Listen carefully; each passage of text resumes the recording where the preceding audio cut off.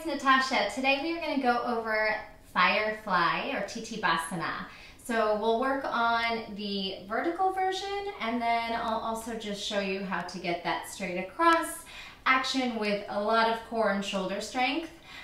The vertical version requires more flexibility through the hamstrings. We're going to start with a warm-up so that you're nice and prepped for the actual pose, and then I'll show you a couple different entries as well. All right, so let's just start in a downward facing dog. We'll start to press the shoulders down, spread the fingers wide, grip the mat with all 10 fingers, start to pedal into the feet. Bending one knee, bending the other knee. Feel the sides of the body, activate your lats. Good, raise on the toes, drop through the heels, and it's okay if those heels don't land or you need to keep the knees a little bit bent. Let's bend the knees and work them straight. Bend and straighten, draw the belly towards the spine, bend the knees, straighten the knees. Don't forget, we always want to prep the wrists when we do any kind of weight-bearing exercise on the hands. So flip the palms upside down and do this any point when you start to practice a lot. Your wrists are going to take, a little bit of a beating, but they will strengthen with you. So just start to move the hands in different directions. Always remember to spread your fingers wide and press into the mat. This fires up the forearm and keeps your body really active. Same thing with wrapping the triceps and pushing the shoulders down. If you have these dead hands, all the pressure goes into your wrists. All right, so again, just prep the wrists and great job. Into plank pose. So we're gonna push the shoulders down, separating the shoulder blades in protection. We're gonna turn the index finger forward. We're gonna tuck the tailbone just a little bit. Draw the crown of the head forward, the heels pressing back. Engage through the belly and the quads and breathe here. 4, 3, 2, as strong as you can. Here's 1. Let's take a side plank just to strengthen the shoulders for any arm balance. So we're gonna hold it right here, and then we're gonna try to drop the hips. Lift, drop the hips and the shoulder to plank if you can. Do the best you can. Inhale and exhale. Inhale and exhale. Let's do the other side. Turn the body. That top leg is a little bit in front so that when you twist down, you can be in a nice hip distance plank. Inhale up, strong shoulder, strong belly, quads on. Inhale, exhale, spread those fingers that are down, really activating through the fingertips to support the wrists and fire into the forearms. And we'll do this on the forearms as well. So let's turn it, and then the elbow touches the mat and lifts up. Tap and lift, tap and lift. Good. Tap and lift. Let's change sides. Forearm plank, side forearm plank, and then single arm, the elbow taps down. Draw the belly in. Couple more times. Exhale as you lower. Last one. Good. This time we'll take it to forearm plank and just hold for 10 seconds. You can bind the hands, pull the belly in. Again, heels back, crown of the head forward, soft forward and back. Didn't mean this to turn into such a big core burner or core workout. 4, 3, 2, 1. Good. And back. But with any arm balance, it takes a lot of support and strength. The shoulders and the core have to be on and stronger. You won't be able to hold your body up. Couple breaths there. All right, so let's do one more little set of core, and then we'll work on stretching the hips, hip flexors, hips, hamstrings.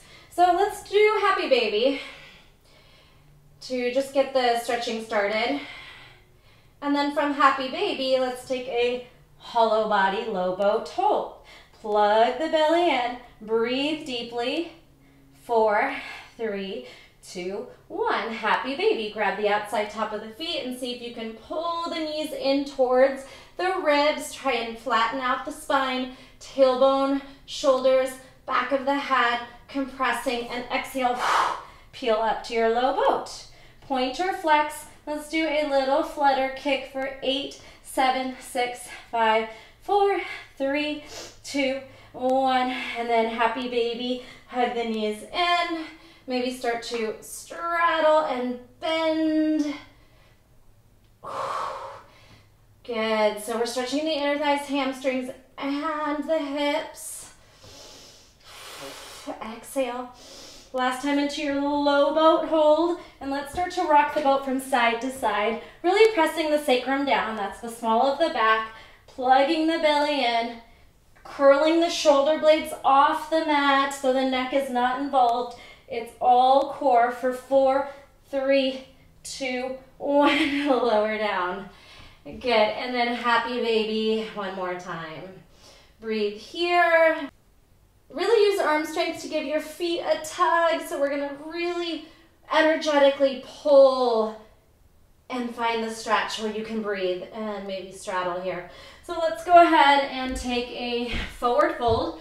We can start with the feet together, Dandasana. Walk the hips back, shine the heart forward. See where you can go. Maybe grab a block if you're quite flexible. Ooh. We can try to pull the block over, bend the knees. If you're not quite there, grab onto whatever's available and take some nice deep breaths. So ideally, to increase flexibility, you are holding your stretches and breathing through them for a minimum of 30 seconds. Breathing. Finding those subtleties of activation and surrender. Let's do the same thing with just a gentle straddle. It doesn't have to be split. And see where you can go. Maybe you try and get the chest to a block, different settings. See where that is for you. And keep working there. We'll try to pull the knees back towards the sky, the toes point upward. And again, just breathing and trying to hold a minimum of 30 seconds here. Working through activating the quads, surrendering through the hamstrings, engaging the core, surrendering the heart forward. All right, let's bring a little bit of flexibility, a little bit more into the hips and work on getting the leg to wrap over the shoulder. So we're gonna grab onto one foot like a stirrup and then start to pry the knee, hopefully under the armpit, and maybe it even goes behind the body. So just work a few of those, breathing. Inhale, exhale, arm strength here too, little bicep pull, strong shoulders pushing down. All right. So we're gonna hold that leg back there.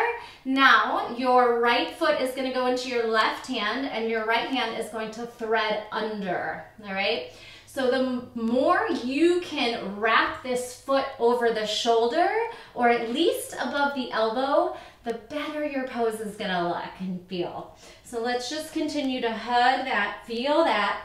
The elbow hooks around and then you energetically use your adductors, hug the knee in. You can work on just lifting here, these little half elephant trunk or maybe full. Good. So there, you can also start to work on straightening the legs so that your Tittibhasana has really nice extension. So there's the hamstring and the inner thigh factor, pushing up, hugging that knee into the shoulder, trying to work there a few times. Breathe.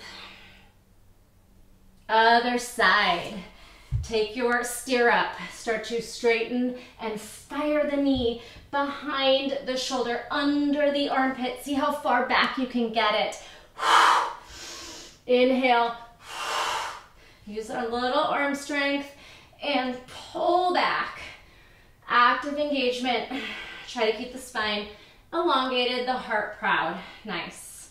From here, right hand grabs left foot, left arm threads under. See how high you can hook the arm over the shoulder. You can even grab the calf and see if you can hook it over the shoulder. press the left hand down, work here, and then when you're gonna let it go, to not let it just fire back and release or ricochet, we're gonna have to actively use our adductors, our inner thighs, and see if we can hug the knee in. Lift and lower, lift and lower. Maybe you work on a little elephant trunk as a prep, all right? And then trying to work on that inner thigh hamstring mobility of bending and straightening, even if it doesn't happen today. Ooh, one more time. Exhale.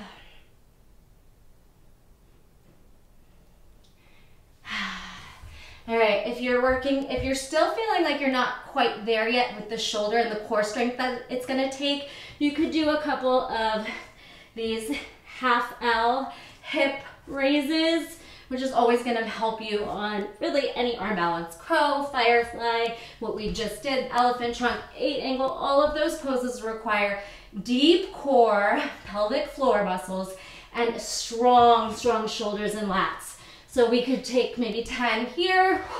If you need to work on the hip flexor strength, again, still plugging in through the belly. Just some other quick options. There's tons of work you can do here to prep. So let's go ahead. Malasana, if you can, let's try and do that without hands. So we're already preparing the hip flexors for this nice compression, and then we try to lift. So maybe just try that a few times. Half boat. Malasana. If that just does not work for you, you can do the best you can. You can sit on a block so you're not going down quite as low. Still working on activating the hip flexors, strengthening there, and the core to get the booty up. One more time, inhale. Let's hold Malasana. So we're gonna use the elbows to pry the knees apart. Use the side body to activate, press into the palms. Pull or descend through the shoulders. Long neck and spine, just settle here. We can try tippy toes, active core, sinking through the heels. Tippy toes. If those heels don't want to drop, it's probably tight ankles or possible hip flexors. So again, you can sit on a block, work, or put a little blanket under your heels. Inhale and exhale. Let's lift the hips into a forward fold. So again, we're gonna let gravity take over here and just play with the breath and the activation. You can find subtleties of movement or stillness and that activation and release. All right, once you feel like your hips and hamstrings are really warm, we did wake up the core and the shoulders, let's get into Tittibhasana. We will start in Malasana, and then we're gonna raise our hips to a forward fold and work on getting the shoulders under the knees. So that is gonna be step one. Work on shoulders over, knees over shoulders. Even if you don't have the flexibility to straighten out, that's okay. Just work with where you are, trying to bend and straighten in your own range of flexibility, mobility. Breathe here. All right, the 2 biggest tips I can give you is to open your hands a little wider than shoulder width apart, almost to the edges of your mat or to the edges.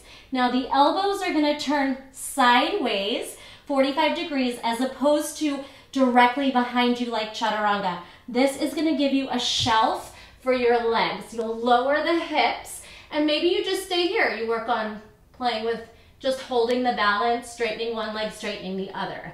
All right, so you push the shoulders down, hug the elbows in, hug the inner thighs in, and then work on straightening those legs. And maybe you fall back, and this is another way you can enter. Some people like to start from the bottom, working those legs over. I think it's a little harder personally, but some people like it this way. So you can try to hook the legs, then you have to balance, push the palms down, and rock to the hands. So again, separate the hands and point the elbows sideways, rock up, and then try to straighten.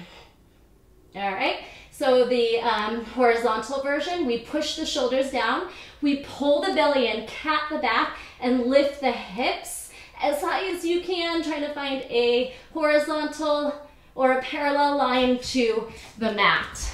And then you can also work on the firefly to crow, firefly to handstand press, a million progressions.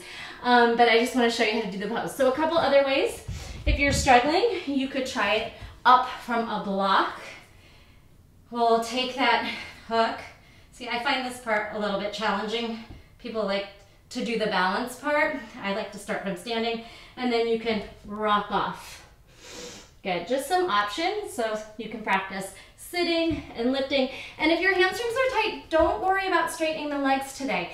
Work on the shoulder flex strength and the core strength. All right, and then the modification, or for beginners, start with blocks. Take them, like I said, a little bit wide, and then try to bring your feet in front of the blocks and your knees under your shoulders. So we're gonna try and hook the legs over the shoulders, press down into the blocks. You can take them a little wide. That helps to pull the elbows out to the side. Then you'll start to transfer weight into the hands. Let the hips sink and then pull those legs up. Push the shoulders down, hug the legs in, breathe, breathe, breathe. Good, you can work on pulling the belly in and then maybe swinging into crow pose. Good, and a jump back.